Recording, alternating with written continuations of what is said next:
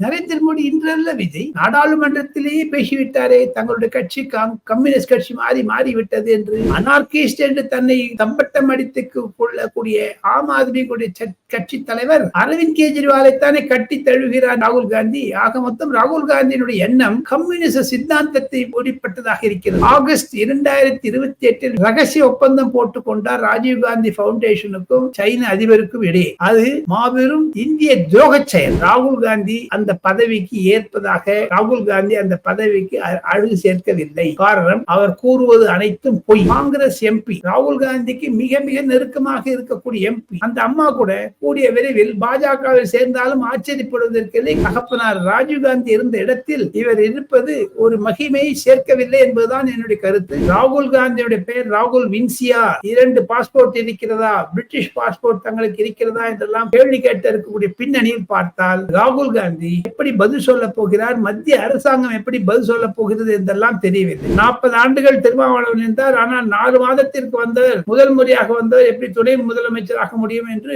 உதயநிதி கேள்வி செய்திருக்கிறார். ஆக மொத்தம் உதயநிதிக்கும் அந்த ஆதவ் அர்ஜுனுக்கும் இடையே சண்டை தானே தவிர அது திமுகவிற்கும் பிசிகவும் சண்டையாக மாறுமா என்று கேட்டால் என்னுடைய கருத்து மாறும். அரவிந்த் கெஜ்ரிவால் ஜாமீனில் வெளிவந்திருக்கிறார் 10 லட்சம் ரூபாய் கொட்டி என்று சொன்னால் இந்திய கான்ஸ்டிடியூஷன் அம்பேத்கர் அவர்களுடைய இந்த சட்டம் அவர் தலைகுனிய வைத்தது. நாரதர் மீடியா உணர்வாளர்களுக்கு வணக்கங்கள். நான் உங்கள் விஜய் சின்னசாமி. இன்று நம்முடன் இணைந்திருக்கிறார் டெல்லியில் இருந்து மூத்த பத்திரிகையாளர் திரு ஆர் ராஜகோபாலன் அவர்கள். வணக்கம் ஜி. நமஸ்காரம் நமஸ்காரம் நமஸ்காரம் நமஸ்காரம். பிரதமர் நரேந்திர மோடி அவர்கள் இந்த அளவுக்கு கடுமையான ஒரு விமர்சனத்தை இன்ன வரைக்கும் வச்சதா நான் பார்க்கல. அந்த மாதிரி ஒரு விமர்சனத்தை காங்கிரஸ் கட்சி மீது அவர் வைத்திருக்கிறார். நகர்ப்புற நக்சல்களால் நடத்தப்படுகிறது காங்கிரஸ் கட்சி அப்படின்னு சொல்லி அவர் பேசியிருக்கிறார். இதை பின்னணி எப்படி நீங்க பாக்குறீங்க? நரேந்திர மோடி இன்றல்ல விஜய், நாடாளுமன்றத்திலேயே பேசிவிட்டாரே தங்களுடைய கட்சி கம்யூனிஸ்ட் கட்சி மாறிவிட்டது என்று. நம்மிடையே சீதாராம் யெச்சூரி இப்பொழுதுதான் காலமானார். அவருடைய நடைபாதையில் தானே ராகுல் காந்தி செல்கிறார். அனார்கிஸ்ட் என்று தன்னை தம்பட்டம் அடித்துக் கொள்ளக்கூடிய ஆம் ஆத்மி கட்சி தலைவர் அரவிந்த் கெஜ்ரிவாலைத்தானே கட்டி தழுவுகிறார் ராகுல் காந்தி. ஆக மொத்தம் ராகுல் காந்தியினுடைய எண்ணம் கம்யூனிச சித்தாந்தத்தை மூடிப்பட்டதாக இருக்கிறது. ஆகஸ்ட் 2028 விஜய் சின்னசாமி ரகசிய ஒப்பந்தம் போட்டுக் கொண்டார் ராஜீவ் காந்தி பவுண்டேஷனுக்கும் சைன அதிபருக்கும் இடையே. அது மாபெரும் இந்திய துரோக செயல். அதைத்தான் நரேந்திர மோடி பற்பல கூட்டங்களில் சொல்லி காண்பிக்கிறார். ராகுல் காந்தி ஒரு அர்பன் நக்சல், துக்குடே கேங் என்று தின்னு சின்ன பின்னம் ஆக்குவோம் இந்தியாவை என்று சொல்லக்கூடிய பற்பல காங்கிரஸ்காரர்களும் இவர் ஏன் கைகோத்து இருக்கிறார்? தவறு அல்லவா? இதுதான் நரேந்திர மோடிக்கு ஒரு கடினமான சொல்லாக சொல்லுகிறார். தமிழகத்துலதான் எதிர்கட்சி யாரு அப்படின்ற ஒரு பெரிய குழப்பமே இருக்கிறதா நம்ம பார்க்க முடியுது. இப்ப தேசியத்திலயும் அது வந்திருக்கா? எதிர்கட்சி தலைவராக ராகுல் காந்தி அவர்கள் சரியாக செயல்படுகிறாரா? எப்படி உங்களோட மதிப்பெண் என்ன அவருக்கு? நல்ல கேள்வி கேட்டீங்க விஜய். நான் 1977 இந்திய பாராளுமன்றத்தை நேரடியாக பார்த்து கொண்டு வருகிறேன். அம்மையார் இந்திரா காந்தி எதிர்கட்சி தலைவராக இருந்தார். பிறகு CM ஸ்டீஃபன் என்பவர் வந்தார். அதற்கு பிறகு அடல் பிகாரி வாஜ்பாய், அத்வானி, சுஷ்மா ஸ்வராஜ், அருண் ஜேட்லி போன்றவர்கள் எல்லாம் இருந்தார்கள். ஒன்றே ஒன்று சொல்லுகிறேன், ராகுல் காந்தி அந்த பதவிக்கு ஏற்பதாக ராகுல் காந்தி அந்த பதவிக்கு அழகு சேர்க்கவில்லை. காரணம், அவர் கூறுவது அனைத்தும் பொய். ஒரு சீக்கியர் தலைப்பாகை பகடி என்று பெயர் கட்டிக்கொள்ள முடியாத அளவுக்கு இந்தியாவில் தூங்கப்படுகிறார்கள் என்று அமெரிக்காவில் போய் பேசுறாரு. அதை விட உளறது வேற யாரும் கிடையாது. அவர் போய் சொல்றார். பாராளுமன்றத்திலேயே ஒரு சிவபெருமான் படத்தை காண்பித்து என்ன இந்தியா ராமர் மந்திர் இவர் சிவபெருமானு கைவிடுறார். ஜெய் ஸ்ரீராம்னு எல்லாம் சொல்லக்கூடாது, ஜெய ஸ்ரீராம்னு சொல்லுங்கிறார். முத்தம் கொடுக்கிறார் கை மூலமா, ஃபிளைங் கிஸ். யாருக்கு? ஸ்மிருதி இரானிக்கு. நரேந்திர மோடி போய் கட்டி தழுவுறாரு. வெளில வந்த அப்புறம் நம்ம பாராளுமன்றம் நடந்து கொண்டிருக்கும் பொழுது ஒரு நியதி என்ன என்று கேட்டால், எதிர்கட்சியிலிருந்து ஆளுங்கட்சிக்கு கிராசிங் த ஃப்ளோர்னு பேர் அதுக்கு ஆங்கிலத்தில். அவங்க பண்ணக்கூடாது, ஃப்ளோர் கிராஸ் பண்ணக்கூடாது. இவர் ஃப்ளோர் கிராஸ் பண்ணி போய் கட்டிண்டார். நரேந்திர மோடி எழுந்துக்காதே உட்காண்டே இருந்தார். அவர் வெளில திரும்பி நரேந்திர மோடியை பார்த்துட்டு கட்டிட்டு இதான் பியார் ஹே அடான்னு ஒரு அன்பு என்று சொல்லி கண்ணடிக்கிறாரு. அப்போ மாதவநாத் சிந்தியாவுடைய மகன் ஜோதிராதித்ய சிந்தியா பார்த்து கண்ணடிக்கிறாரு. அந்த கண்ணடிச்சவர் இப்போ நரேந்திர மோடி அரசாங்கத்தில் இருக்கிறார். ஆக மொத்தம் ராகுல் காந்தியை விட்டு போனவர் பலர். ஒரே ஒரு சிறப்பு செய்தியாக நான் சொல்ல வேண்டும் என்றால், குமாரி சேஜா என்று சொல்லக்கூடிய காங்கிரஸ் எம்பி, ராகுல் காந்திக்கு மிக மிக நெருக்கமாக இருக்கக்கூடிய எம்பி, அந்த அம்மா கூட கூடிய விரைவில் பாஜகவில் சேர்ந்தாலும் ஆச்சரியப்படுவதற்கில்லை. காரணம், அது போன்ற நிகழ்வுகள் ஹரியானாவில் நடக்கின்றன. ராகுல் காந்தியினுடைய எதிர்கட்சி தலைவர் 100 நாட்கள் அவர் செய்தார் என்றால் இந்தியாவிற்கு ஒரு சாபகாலம், சோக காலம் என்பதுதான் என்னுடைய வர்ணனை. காரணம், நான் அவருடைய பாட்டி இந்திரா காந்தியார், தகப்பனார் ராஜீவ் காந்தி இருந்த இடத்தில் இவர் இருப்பது ஒரு மகிமையை சேர்க்கவில்லை என்பதுதான் என்னுடைய கருத்து. அவர் வளர வேண்டும் என்ற நல்ல எண்ணத்தில் தான் நாம் பேசுகிறோம்.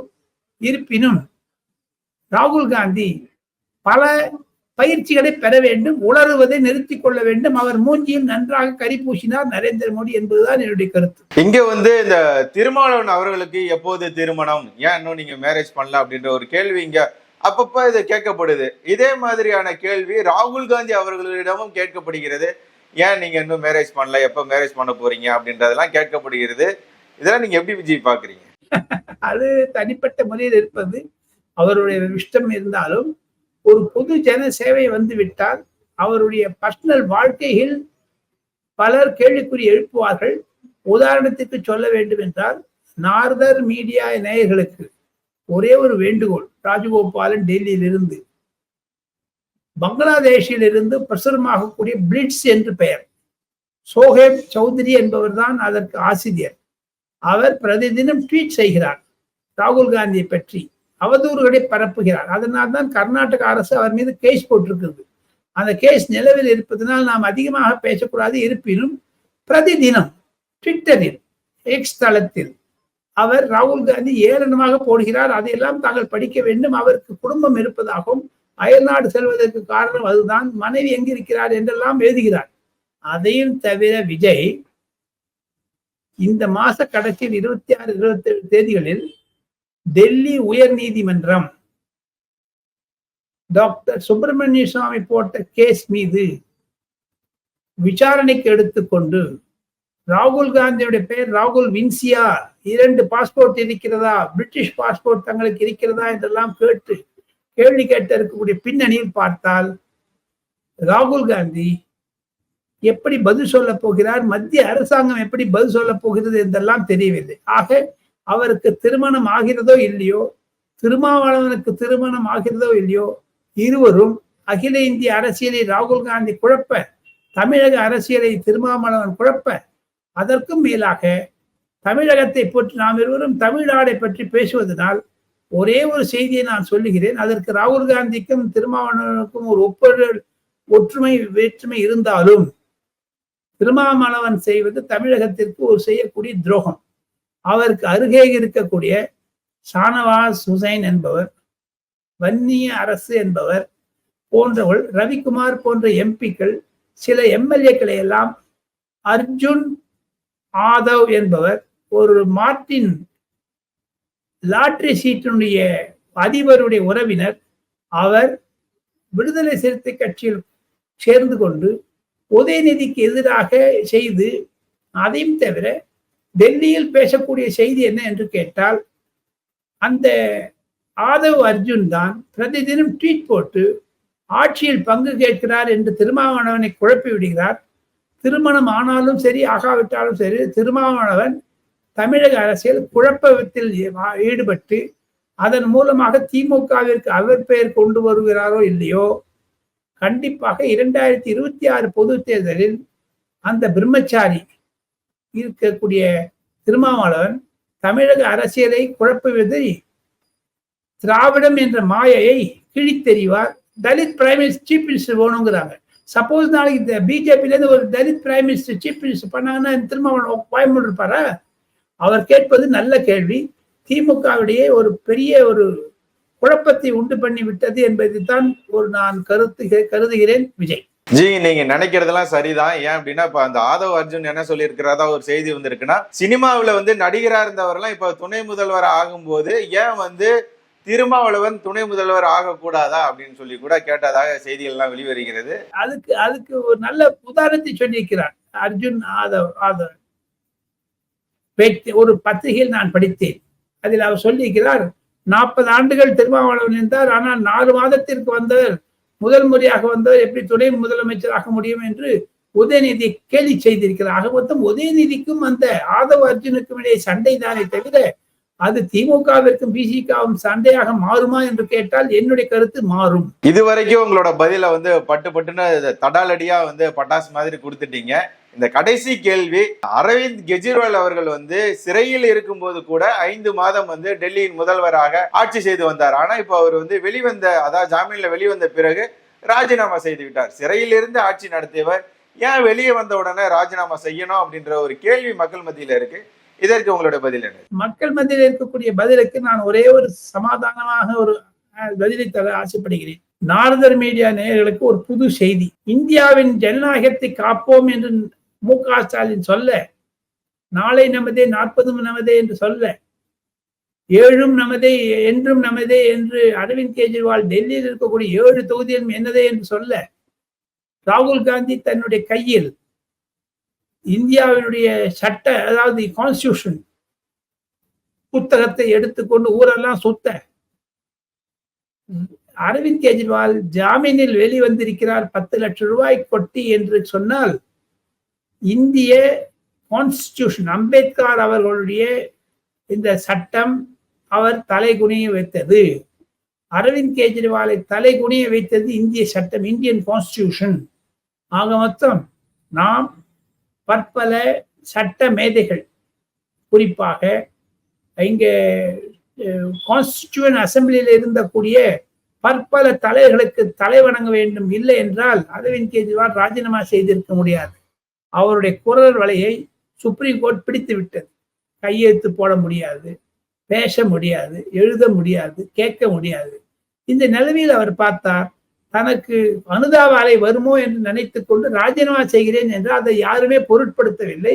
நாளை நமதே 40 நமதே என்று கோஷமிட்ட ஸ்டாலினுக்கு கிடைத்தது வெற்றி. ஆனால் 7 நமதே என்றும் நமதே என்று சொல்லக்கூடிய அரவிந்த் கெஜ்ரிவாலுக்கு 7லும் பாஜக வெற்றி பெற்று ஆம் ஆத்மி தோல்வி அடைந்தது.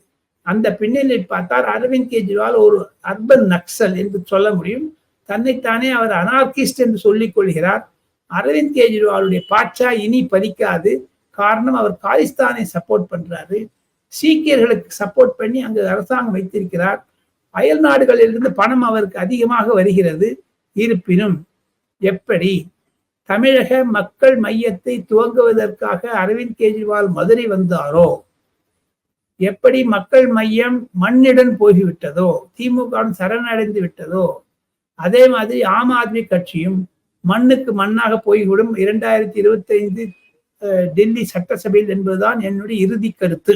உங்களுடைய பொன்னான நேரத்தை ஒதுக்கி பல தகவல்களையும் உண்மைகளையும் உறக்க சொன்ன தங்களுக்கு நாரதர் மீடியா சார்பாக மிக்க நன்றிகள்.